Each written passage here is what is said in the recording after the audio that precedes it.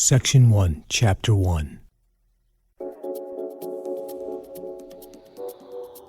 The fruits of our labor. Often, small successes are better than money. As kids, growing up in the 1950s and 1960s, we were dirt poor.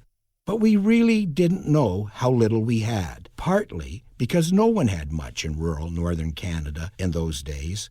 We weren't embarrassed by our poverty, and growing up with a nothing to lose and nothing to fall back on mentality served us well then and later in life. When I look back on our siblings' success, I think it might have started in the late summer months of 1956. Our parents had moved us a few years earlier from Montreal to a farm near Dundalk, Ontario, thinking it would be a good place to raise their kids.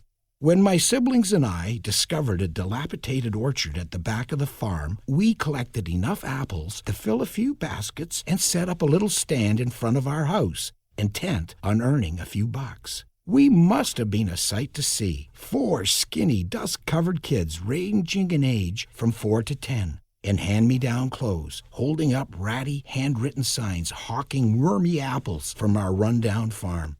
Sometimes we had our baby brother Douglas with us, too. Only we didn't see ourselves as ratty-looking kids. We were just 4 enthusiastic salesmen, eagerly awaiting for our next potential customer, confident we could make a deal with anyone who would stop. Not many cars actually traveled the side road that ran in front of our farm, but we waited patiently, looking for clouds of dust in the distance and straining our ears for the growl of an engine that would signal another sales opportunity. When a car or truck or an occasional tractor approached, we would hop up and down and wave wildly, hoping beyond hope that any driver who stopped would be ready to give us a quarter in exchange for one of our old baskets of apples.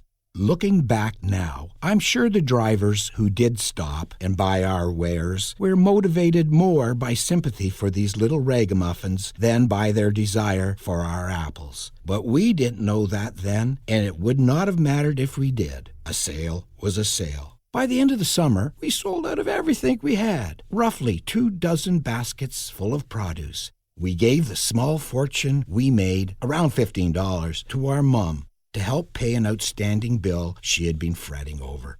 Our little apple stand provided us with our first and best business lessons. It demonstrated how our willingness to think creatively and work enthusiastically could overcome a lot of obstacles, including an out-of-the-way location and knowing that people wanted to buy apples we had hand-picked, polished, and packaged gave us a sense of pride in our work.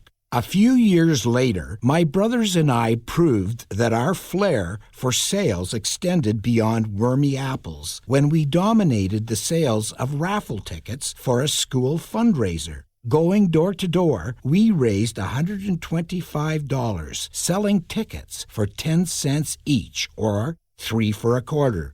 The rest of the kids in our one-room school didn't even manage to sell $10 worth of tickets altogether.